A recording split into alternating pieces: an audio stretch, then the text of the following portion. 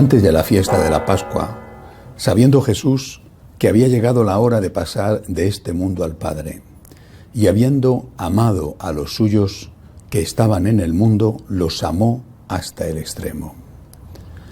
En el transcurso de la cena, cuando ya el diablo había puesto en el corazón de Judas Iscariote, hijo de Simón, la idea de entregarlo, Jesús, consciente de que el Padre había puesto en sus manos todas las cosas, y sabiendo que había salido de Dios y a Dios volvía, se levantó de la mesa, se quitó el manto y tomando una toalla se la ciñó.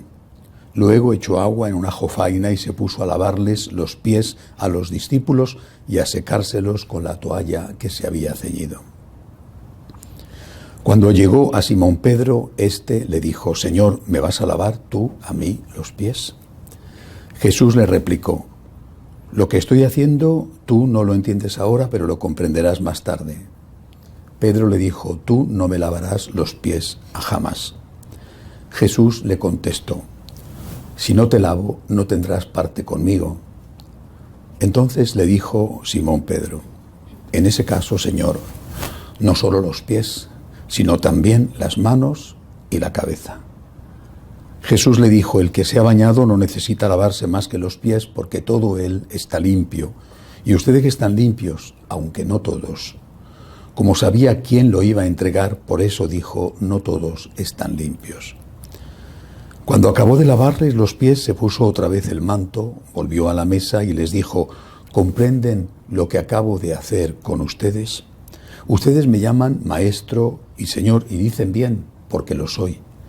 Pues si yo, que soy el Maestro y el Señor, les he lavado los pies, también ustedes deben lavarse los pies los unos a los otros. Les he dado ejemplo para que lo que yo he hecho con ustedes, también ustedes lo hagan. Palabra del Señor. En el Jueves Santo, por lo menos desde mi punto de vista, porque seguramente habrá quien opine distinto, en el Jueves Santo, como dice el Evangelio, como hemos escuchado en el Evangelio de San Juan, se pone de manifiesto la profundidad del amor de Cristo. No es la primera vez. El amor de Dios se manifiesta con la creación. El amor de Dios se manifiesta con la revelación que empieza con Abraham. El amor de Dios se manifiesta en Belén, la natividad, la encarnación, en Belén, el nacimiento. El amor de Dios se manifiesta a través de tantos milagros que hizo el Señor y de sus divinas enseñanzas. Pero llegada la hora final, las horas finales, habría que decir, el evangelista que está recordando lo que él vivió porque era testigo, dice: habiendo amado a los suyos, los amó hasta el extremo, hasta el final. Naturalmente no se refiere solo a Jueves Santo, se refiere a esto y a lo que va a venir luego, es decir, la pasión y por último la resurrección. Es un bloque que se desarrolla en unas cuantas horas.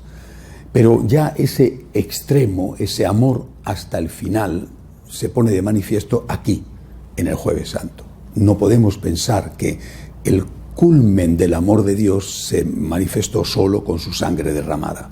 Empieza a manifestarse aquí de una forma extraordinaria.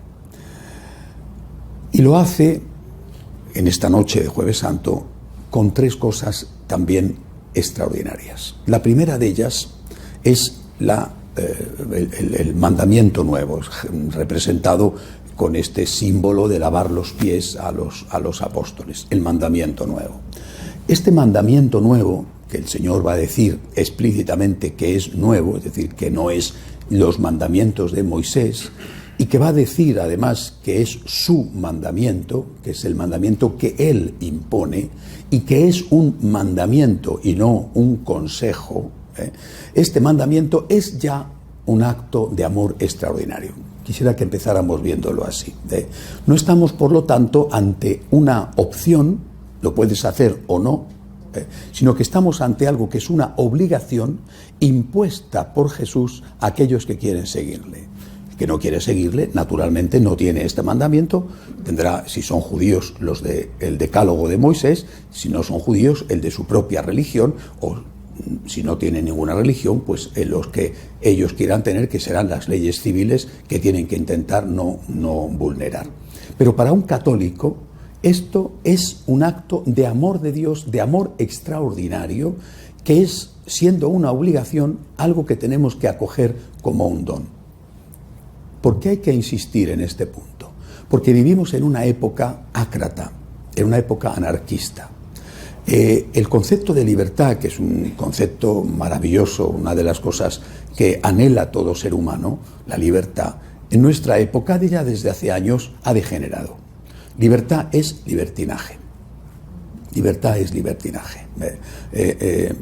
Chesterton, que es uno de los más grandes de los pensadores católicos del siglo pasado, murió antes de la Segunda Guerra Mundial, pero es un gigante y no deja de iluminarnos. Chesterton decía: aquellos que se quieren liberar de las tradiciones basadas en la verdad, es decir, basadas en la palabra de Dios, no llegan o no alcanzan la libertad como ellos piensan, sino que se hacen esclavos de las modas.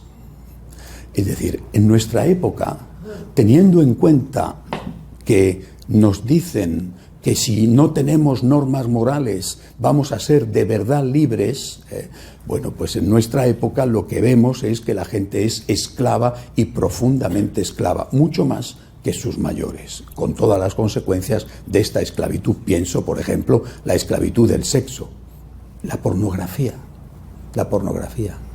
que es algo cada vez más metido en el alma y en el cuerpo y en la mente de tantos, porque el acceso es muy fácil a través de Internet. Y eso es solamente un punto, las adicciones son tremendas. Estados Unidos, que es el país que consume más drogas del mundo.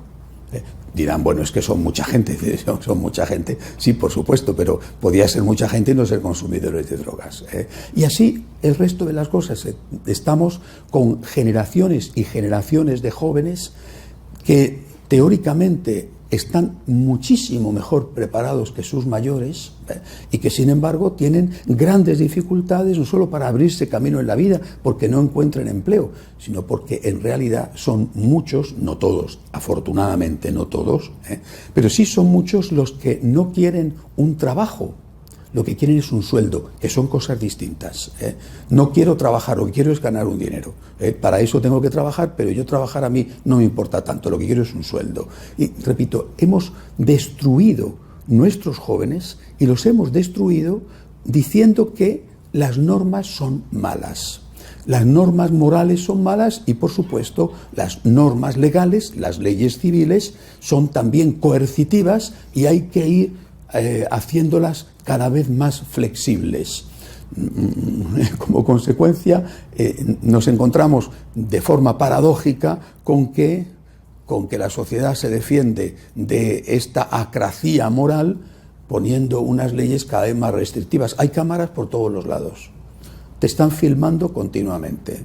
Yo recuerdo cuando empezaba a viajar, entrabas en los aeropuertos y era una cosa muy sencilla. Hoy en día te miran, vamos, hasta los zapatos te miran, ¿no? Tienes medio que desnudarte para poder pasar por el control del aeropuerto. Hay miedo. Oiga, pero si es la época de la libertad, si es la época en la que el hombre puede hacer lo que quiere, justamente por eso, porque el hombre puede hacer lo que quiere, entonces muchos, no todos, no me atrevo a decir tampoco la mayoría, pero muchos hacen el mal, porque el hombre puede hacer lo que quiere. Es decir, habiendo quitado de nuestra conciencia las normas morales, pues hemos terminado por convertirnos en personas peligrosas para el otro. La libertad se ha transformado en libertinaje, y un libertinaje donde el más fuerte se aprovecha del más débil.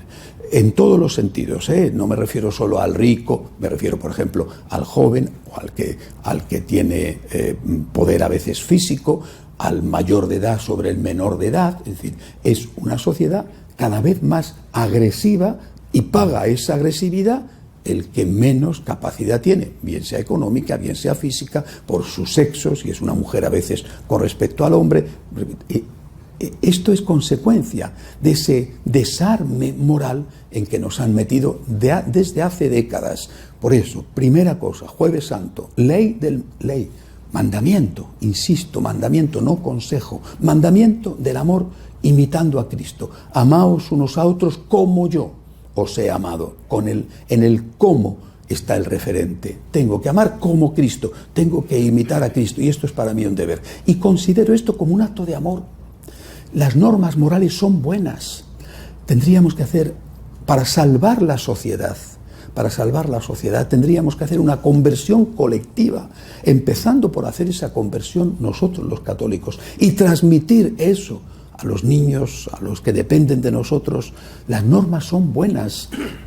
Podemos concebir cómo sería, por ejemplo, la circulación si no hubiera normas de circulación, si no hubiera algo que algunos se saltan y provocan accidentes, pero que la mayoría respeta. El rojo significa parar, el verde significa adelantar, el stop tienes que parar y mirar.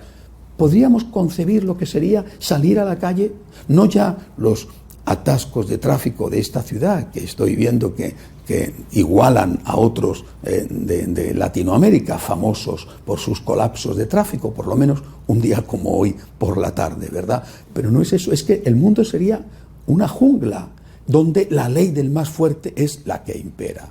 Repito, si eso lo vemos y lo entendemos con respecto a las normas de circulación, pues será muchísimo más importante conducirnos en la vida que conducir un automóvil. Será mucho más peligroso saltarse las normas morales, haciendo daño a tus padres, a tu cónyuge, a tus hijos, en tu empleo. Será mucho más peligroso que saltarse un semáforo en rojo, que saltarse un stop. Los choques te pueden poner en peligro, a veces incluso la vida, o físicamente una lesión. Pero es que saltarse las normas morales o decir que no existen, lo que te pone en peligro es la propia vida, el alma y la vida eterna. Por eso, repito, para nosotros los católicos, los mandamientos del Señor son un don. Los acogemos como un acto de amor extraordinario. La imitación de Cristo es un deber, pero no es un deber fastidioso, aunque cueste. Por ejemplo, perdonar al enemigo. Aunque cueste, no es un deber fastidioso. Es algo que me cuesta, que necesito la ayuda de Dios, pero es algo que me ayuda. Las normas no esclavizan, las normas liberan. Vuelvo a repetir la frase de Chesterton. Han abandonado las tradiciones pensando que iban a ir a la libertad y han sido y son esclavos de las modas. Yo, miren ustedes, soy un poco antiguo, ¿no? En fin, entonces no dejo de mirar la realidad y muchas veces con ojos de sorpresa. Cuando ves en los aeropuertos, en las calles, en los centros comerciales, estas personas jóvenes y no tan jóvenes, porque algunas señoras o señores tienen 60 y X, y no han aceptado que han envejecido, ¿verdad? Y entonces no solamente llevan 5 kilos de botox encima y 70 operaciones de estiramiento, sino que van vestidos como si tuvieran 16 años. Y ves a estos hombres y a estas mujeres adultos y a los más jóvenes con un pantalón completamente destrozado. Diría, si dan ganas de darle una limosna, es decir, ¿cómo va así? Y no pueden ir de otra manera, porque no van a la moda. ¿Ven? La moda se ha convertido en una esclavitud, terrible esclavitud para los adolescentes, terrible. Ellos, con frecuencia, ya no pueden salirse de ese círculo, porque entonces son rechazados por sus colegas, por sus amigos. Por lo tanto, primera cosa, agradezcamos al Señor como un acto de amor extraordinario aquellas normas que nos da. Y como consecuencia, rechacemos, por ser un veneno dulce, puede ser dulce, sugestivo, pero un veneno mortal, aquellos que quieren quitarnos las normas. Cuando se habla, me van a permitir, ¿me puedes traer el agua? Que no sé dónde la he puesto, pero mi capacidad de hablar es mayor que mi capacidad de aguantar con la garganta seca. Si me la quitas, porque con las dos manos y eso... Gracias. Ya la dejo aquí encima.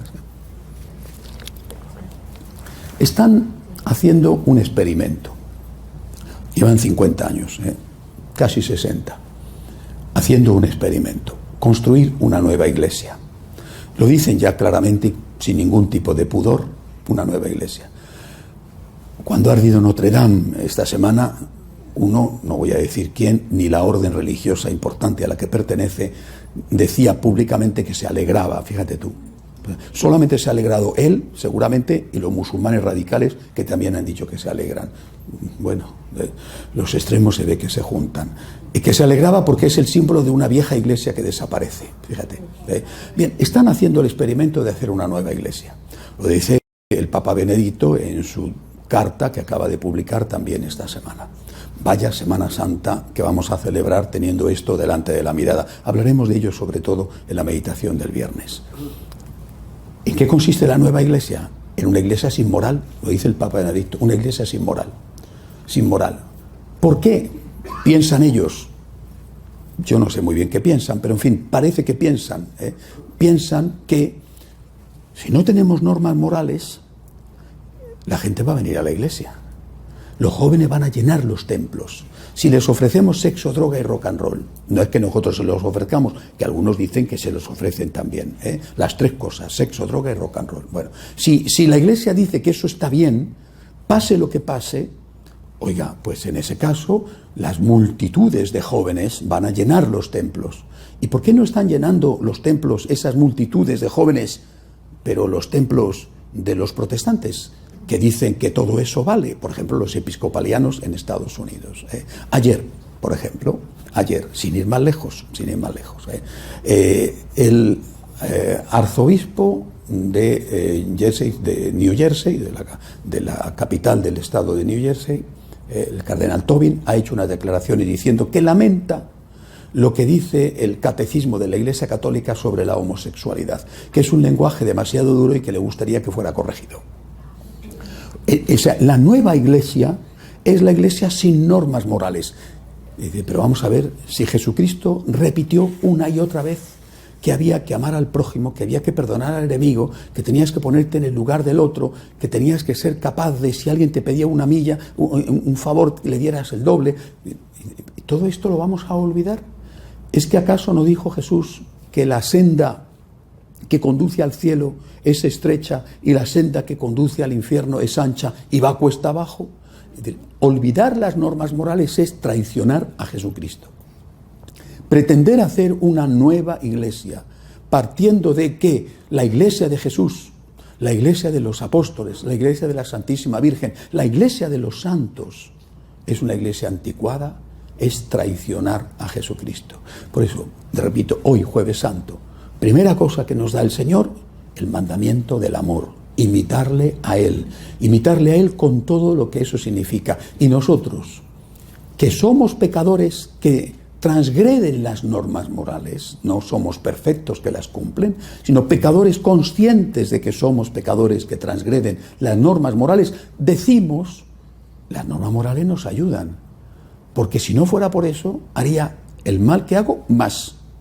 Y además, lo haría sin tener conciencia de que hago el mal.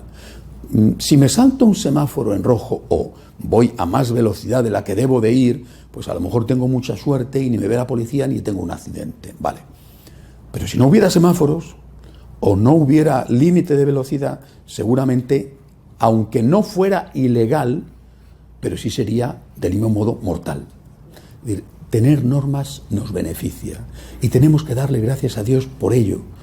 Y si las incumplimos, lo que tenemos que hacer es pedir perdón y volver a empezar. Te has equivocado, has caído en una tentación, has sido frágil, bueno, pues sabes que has obrado mal, no te engañes a ti mismo.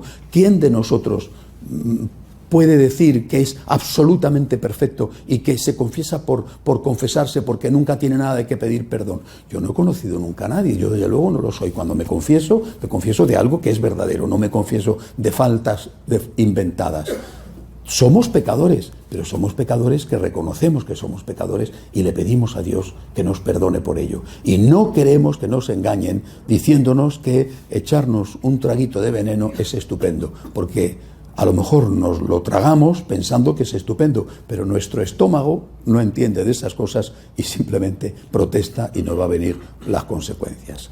Segundo don de hoy, partiendo de aquí, segundo don.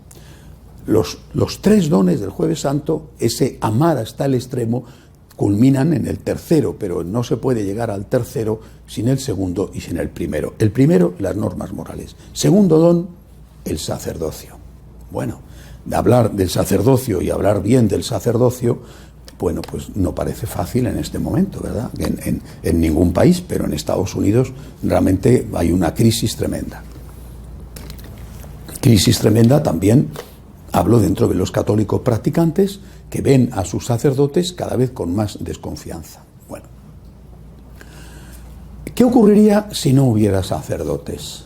Pongamos este caso, si no hubiera sacerdotes, o si solo pudieran ser sacerdotes los perfectos, o sea, el cura perfecto, el cura que nunca se enfada, ¿no? Nunca se enfada, el niño salta, se sube a las lámparas, el niño se mueve y el cura impasible sigue diciendo su homilía, no se pone nervioso, pase lo que pase, ¿no?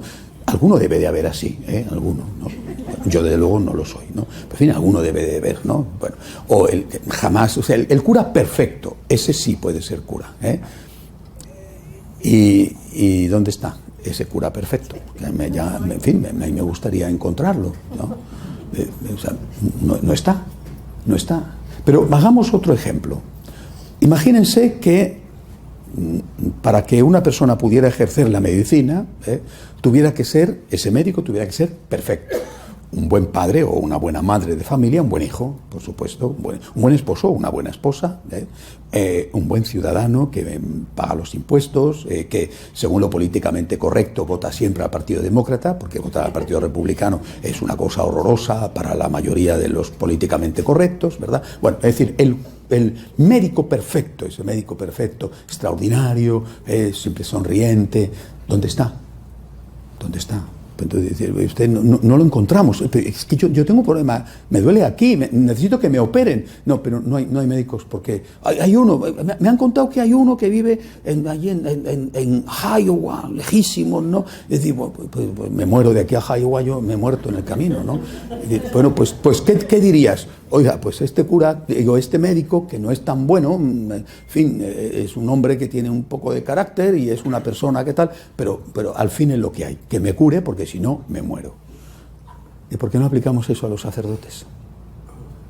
Es decir, si estamos buscando el sacerdote perfecto, te vas a quedar sin confesarte, te vas a quedar sin poder comulgar, te vas a quedar sin que alguien te dé una orientación, sin que alguien te dé una palabra de consuelo cuando tú lo necesitas.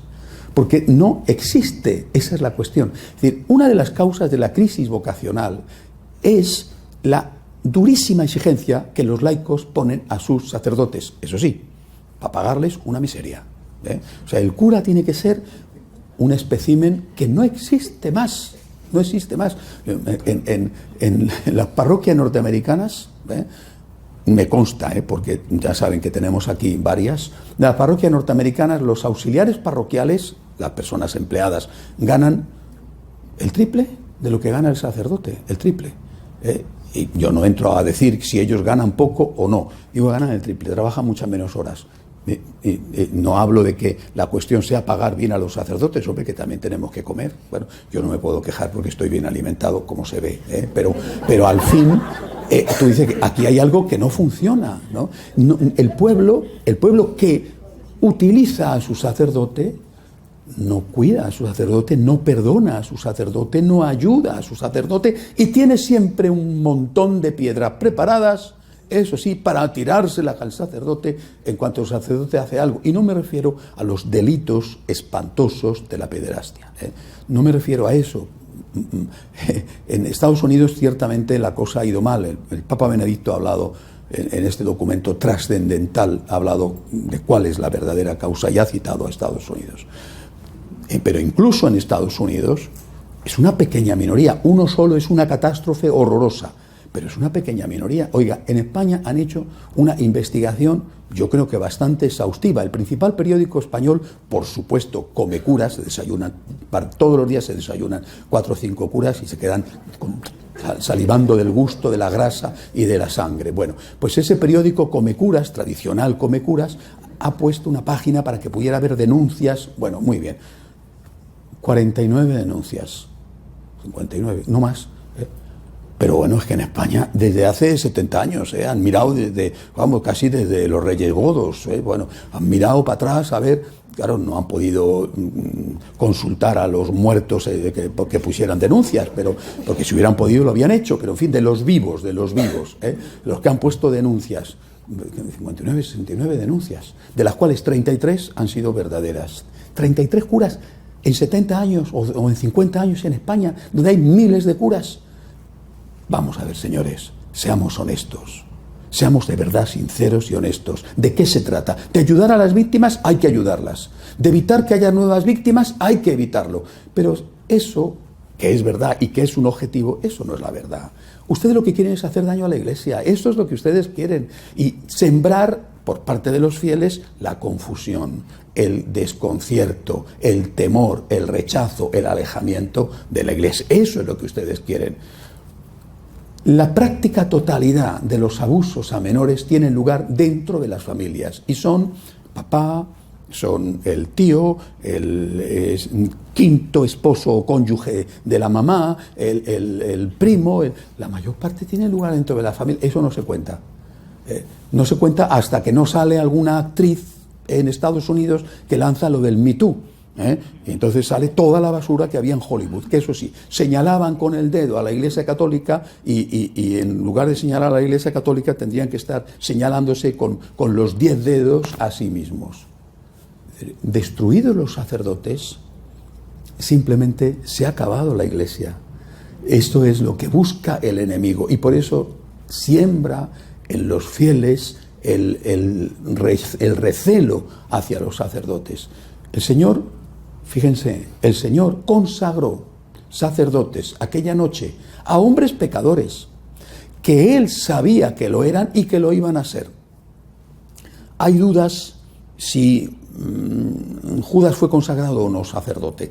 Parece ser que al menos el pan lo tomó, pero que posiblemente el vino, que se da acabada la cena, no lo tomó. En cualquier caso, Pedro fue consagrado sacerdote y unas horas después estaba diciendo, no le conozco. Vamos, y no solamente fue consagrado sacerdote, es que era el primero de entre los apóstoles. Bueno, y los demás exactamente igual, y Tomás, el de, si no meto los dedos en el agujero de los clavos, no lo creo. O sea, manos, eran, si tuviera que emplear una palabra mexicana, empieza por P, ¿no? Es decir, vamos, tremendo, ¿no? Tremendo. Y los consagró sacerdotes, y sabía lo que eran, y lo que iban a ser, y los consagró sacerdotes. Nosotros no, nosotros somos exquisitos, somos mucho más puros que Jesucristo nuestro Señor. Él, que era la perfección, porque era Dios y hombre verdadero, Él consagró a hombres pecadores, nosotros no. Nosotros tenemos que ser servidos por ángeles, porque nos merecemos todo. Y si el sacerdote tiene una brizna de lo que sea, ya el sacerdote no. Lo que va a ocurrir es lo que ya está ocurriendo. Simplemente no habrá sacerdotes. Es verdad que ahora es probable que metan sacerdotes casados. Es probable, parece que va la cosa por ahí. Y está el asunto al caer, en octubre dicen. Bueno, es probable. Oh, pero qué gran descubrimiento, ¿no? Como todas las señoras saben, perfectamente lo saben todas las señoras, todos los hombres casados son buenísimos. Los únicos que no nos hemos enterado de eso somos los curas, porque en el confesionario escuchamos otras cosas, ¿no? Que se ve que los que dicen que los casados son la solución no han ido nunca a confesar o a confesar señoras, porque cuando confesamos a las señoras nos enteramos de que no son tan buenísimos, ¿no? No. La solución es hombres casados, son todos estupendos. Los hombres casados, oye, a lo mejor es en Estados Unidos, ¿no? Pero en España los hombres casados se ve que no se enfadan nunca, no sé, ¿no? Que nunca engañan a sus esposas, no, como están casados, oiga, y los clientes de la prostitución no son la mayoría de ellos hombres casados. Ah, pero los que se casen y sean curas no van a pecar. Ah, interesante. ¿Y no se van a divorciar? ¿No les va a ir el mal de matrimonio? ¿Y no van a tener problemas con sus hijos? Porque habrá que ver lo de, fíjate tú lo que ha hecho el hijo del cura, o, caray, con la mujer del cura, cómo manda. Va a ser interesante verlo, interesante, porque algunas que son parroquisas, pues van a tener que enfrentarse con la señora del cura. Va a ser un espectáculo y yo temo que no sea agradable, pero en todo caso resultará entretenido.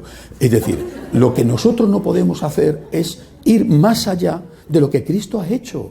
sea, pretender que Jesús no sabe nada y que lo que él hizo es un error, es negar la divinidad de Jesús, ponernos nosotros por encima de Cristo. Las normas morales las necesitamos, son un don de Dios, un regalo que aunque nos cueste practicarlas, tenemos que darle gracias e intentar practicarlas. El sacerdocio es un don de Dios y no el sacerdocio de los puros, de los perfectos. Esa es la herejía de los cátaros de la época de San Francisco de Asís, sino los que, pecadores como somos, oiga, ni más ni menos que el pueblo de donde venimos, porque yo les aseguro a ustedes que muchos pecados que escucho y que perdono, yo no los he cometido nunca. Al principio, cuando era un cura joven, hasta me sorprendía de que eso existía. O sea, dice, madre mía, ¿no? Ni se me había pasado por la cabeza, ¿no? Qué barbaridad, ¿no? Las cosas que me quedan por aprender, bueno, no por practicar, pero sí por aprender. Digo, madre mía, ¿no? Esto ni sabía que podía existir, ¿no? Es decir, que todos somos pecadores, ¿no? Que todos lo somos, y que como todos lo somos, no puedo decir yo, a ver, yo quiero que el sacerdote sea perfecto, y yo tengo derecho a ser un pecador, pero el sacerdote tiene que ser perfecto. Eso no fue lo que hizo Jesús. Eligió hombres, les pidió que se consagraran, les pidió a San Pedro, por ejemplo, que renunciara a su familia. No sabemos si eso a San Pedro le gustó o no le gustó, eso las cosas como son, porque la iglesia, el Evangelio no cuenta nada. San Pedro era muy bueno, porque le pidió a nuestro Señor que curara a su suegra. También puede ser, vamos a ver, también puede ser que la suegra fuera estupenda, y que se lo mereciera. En todo caso, es un hecho histórico que Jesús hace un milagro a una suegra a petición del yerno, es un hecho histórico. Demos gracias a Dios porque aquellos hombres que estaban solteros, San Juan seguro que estaba soltero, probablemente el resto menos San Pedro, y San Pedro fueron capaces de renunciar a su familia para servirnos a nosotros. ¿Qué hubiera sido de nosotros, de la Iglesia, si esos no hubieran dedicado toda su vida, su energía, todo a la evangelización y a la misión? ¿Qué habría sido si en América no hubieran venido esos frailes franciscanos, los mercedarios, después más tarde los jesuitas, si no hubieran venido a evangelizar? ¿Qué habría sido de Latinoamérica? Esos hombres que se recorrieron desde el centro de México, toda la California, que llegaron incluso a Vancouver evangelizando en un borriquito a pie. ¿Qué habría sido de nosotros? ¿Qué habría sido de nosotros en España? ¿Qué habría sido de nosotros en Europa? ¿Qué habría sido de nosotros sin esos hombres? ¿Eran perfectos? Les aseguro que no. Y sin embargo, probablemente sí querían ser perfectos y con esa entrega estaban dando gloria a Dios, aunque también ellos tuvieran que confesarse porque eran pecadores. Tercer don de hoy. Vamos increciendo. Normas morales importantes porque nos salvan de cometer errores y de hacer daño a otros. El sacerdocio, orientado fundamentalmente a la Eucaristía. El tercer don es la Eucaristía, el cuerpo y la sangre de nuestro Señor. Es que no hay palabras para expresar la grandeza, la profundidad de ese amor de Dios.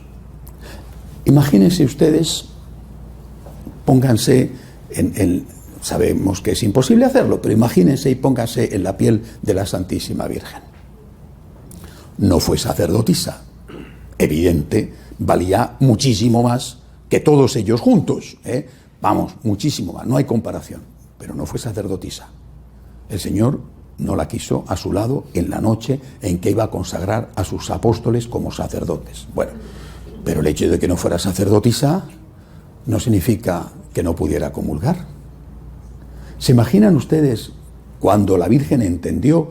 No sé en qué momento, cierto, después de Pentecostés, pero no sé si su hijo le había explicado a ella antes, no aparece en los evangelios, o si después en la primera aparición de Cristo resucitado, que seguramente tuvo un cara a cara con la Virgen en la casa de Betania, donde estaba pasando aquellas horas amargas.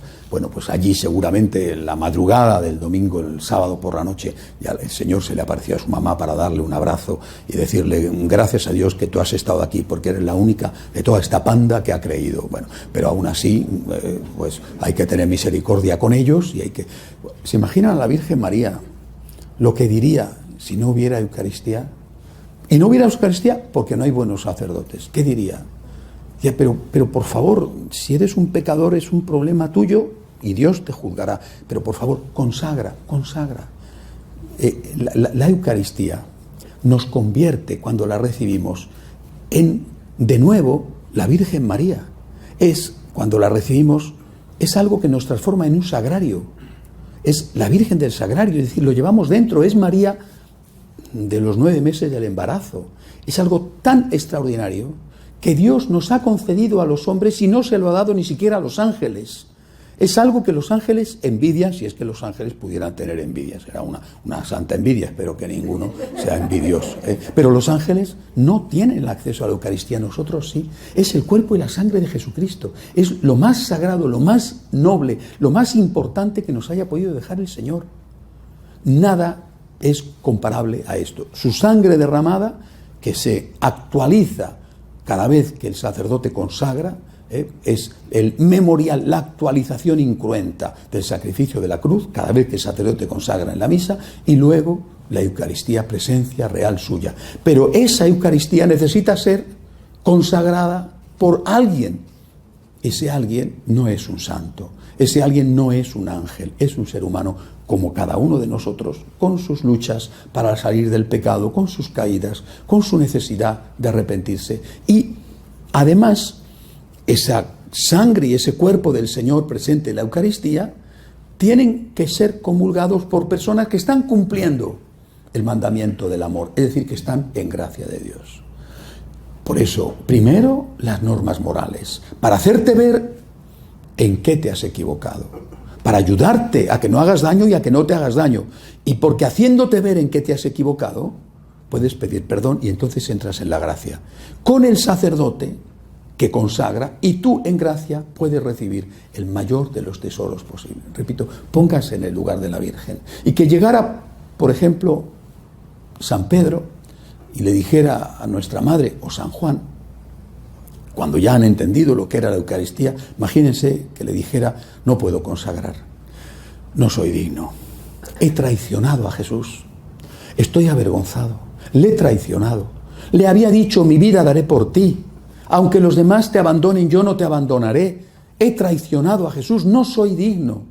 Imagínense esto, y que le dijera a la Virgen: no puedo consagrar, y llegara los demás, todos los demás, uno tras otro, y le dijeran: no puedo consagrar, no soy digno, soy un pecador, he abandonado a Cristo, he renegado de Cristo. ¿Qué les diría la Virgen? Entonces, ¿me quedo sin comulgar? Y esta, la María Magdalena, se queda sin comulgar. Y nos quedamos sin comulgar todos. Porque como no sois dignos, no hay comunión. Pues no, lo que tienes que hacer es pedir perdón al Señor y consagrar. Porque no consagras para ti, consagras para el pueblo. O no consagras solo para ti, porque también lo haces para ti. Eres el panadero que hace pan y se lo come él, pero hace muchísimo más pan para que puedan saciar el hambre los demás. Es tan importante el sacerdocio, tan importante, que a pesar del pecado de los sacerdotes, merece la pena, como he puesto antes el ejemplo del médico, merece la pena tragar por lo que haya que tragar, con tal de tener acceso a la Eucaristía, a la confesión, con tal de tener acceso a esos sacramentos que nos abren las puertas del cielo y son las fuentes de la gracia de Dios. Así es como lo vería la Virgen y así es como tenemos que verlo nosotros. Si esto fuera así, si lo viéramos así, ¿cuánto valoraríamos la figura del sacerdote? ¿Cuánto lo valoraríamos? Hay una escena que me gusta mucho. Hay escenas en el Antiguo Testamento que, como lo estudiamos tampoco, pues pasan desapercibidas. Esta seguro que pasa desapercibida para la inmensa mayoría, y que la inmensa mayoría no conoce este hecho. Tiene como protagonista a Noé.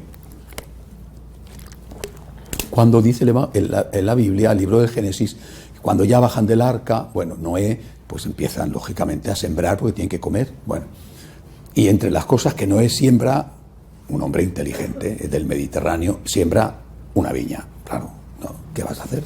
Pues siembra una viña, y las viñas pues debieron de tardar, como pasa siempre, un poquito en dar fruta. No es que la viña es como el trigo, que al año siguiente lo cosechas, tarda un poco. Bueno, cuando ya por fin hubo uvas, bueno, y pudo hacer vino, después de tantos años sin tomar vino, pues se ve que se le fue la mano. Bueno, lo dice la Biblia, ¿eh? No es que yo estoy faltándole respeto a Noé, sino que lo dice la Biblia. Se le fue la mano y el hombre pues estaba en el campo, haría calor que hace en Tierra Santa, que un calor bíblico, bueno, terrible. Bueno, pues el hombre se quedó desnudo allí en el campo, borracho.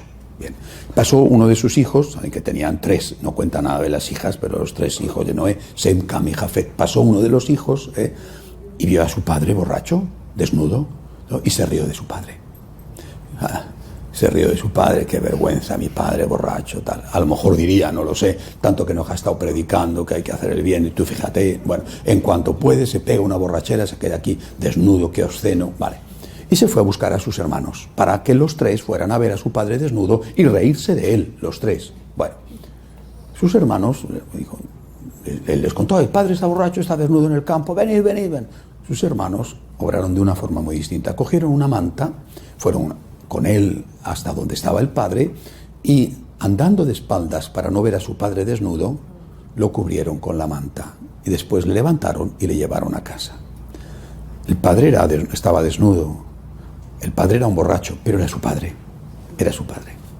Mientras que uno de los hijos se reía de su padre como si él fuera un angelito, a saber lo que tendría, los otros 2 dijeron, está borracho, ha cometido una falta, realmente es un mal ejemplo, es verdad, está desnudo. Bueno, en aquella época eso era una cosa terrible. Hoy en día ya ves que hay playas que la gente se pone así, bueno, pero en aquella época era una cosa espantosa, bueno.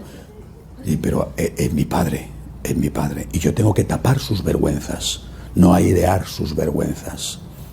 Creo que hasta que no se vuelva a recuperar el amor del pueblo a sus sacerdotes pecadores, no a sus sacerdotes santos, que alguno debe de haber, pero la mayoría de nosotros somos pecadores, somos limitados, tenemos defectos. Hasta que no se vuelva a recuperar eso, no habrá más vocaciones, y mientras no haya vocaciones no habrá Eucaristía.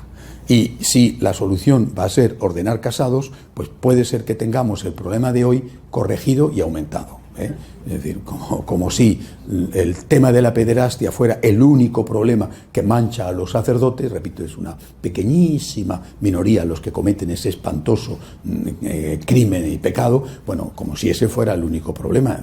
Hay otros, no digo que sean más graves o no, porque eso ya entramos en comparaciones y es siempre desagradable, pero hay otros que son también gravísimos. Si no somos capaces de valorar el sacerdocio como un acto de amor extraordinario de Jesús, que se da a hombres pecadores, si no somos capaces de tapar los defectos, pues entonces simplemente no tendremos sacerdotes. La persona que se entrega, y no estoy haciendo apología pro vita mea, no estoy hablando de mí, no. La persona que se entrega, que deja su familia, que deja su casa, que deja sus comodidades, que deja... Yo creo que lo que más se deja son las ilusiones. Cuando hablas con un muchacho de 20 y tantos, bueno, dice, es que yo quiero formar una familia. Son ilusiones. Las ilusiones son mejores que las realidades, como todo el mundo sabe, ¿verdad? Entonces es más difícil dejar una ilusión, un proyecto, que una realidad. Vamos, que si dijéramos, no, la Iglesia te permite divorciarte y hacerte cura. Ni mujer, ni suegra, ni nada, ¿no? Divorciarte. Entonces sí tendríamos vocaciones abundantes, sí, ¿no? Pero muchísimas, ¿no? Pero en cambio la ilusión de decir, yo quiero tener una familia, quiero tener hijos, porque todos estos piensan a esas edades, ¿verdad?, que todos los niños que van a tener son angelitos rubios, todos rubios. Tú puedes ser moreno como un tizón, pero los niños tienen que ser siempre angelitos rubios, o de ojos azules, delgaditos, listísimos, deportistas, ¿no? Tú sueñas con eso, hay que hacerme cura, significa renunciar. Pues este muchacho que da el paso está renunciando a eso, está renunciando a veces a un proyecto vocacional en el mundo civil que es, o puede ser exitoso, porque es un chico pues inteligente. Otras veces no son inteligentes y no pasa nada, Bueno, pero a lo mejor es un chico inteligente, es un chico brillante, un chico con posibilidades, y está renunciando a eso por amor al Señor. Está renunciando a eso, a todos sus proyectos e ilusiones, por agradecimiento al Señor. Y digo al Señor porque a veces sí que es verdad, lo confieso, que a veces tienes ovejas que te dan ganas de salir corriendo, Bueno, pero por amor al Señor que fue el buen pastor que dio la vida por sus ovejas, pues sigues aguantando, ¿no? Porque si las ovejas aguantan al pastor, también el pastor aguanta a las ovejas, ¿eh? Es decir, que si hay malos pastores, no les digo yo nada, las malas ovejas, ¿eh?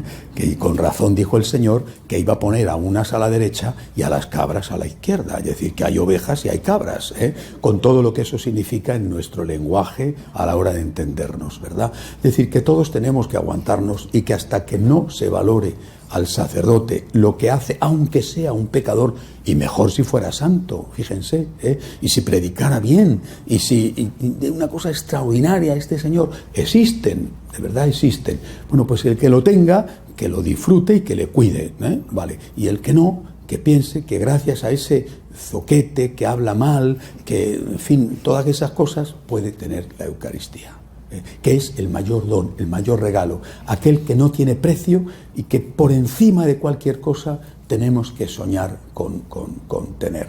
Yo recuerdo cuando era un jovencito, aún no había entrado en el seminario, era el año en que iba a entrar, tenía 18 recién cumplidos, el año que iba a entrar en el seminario.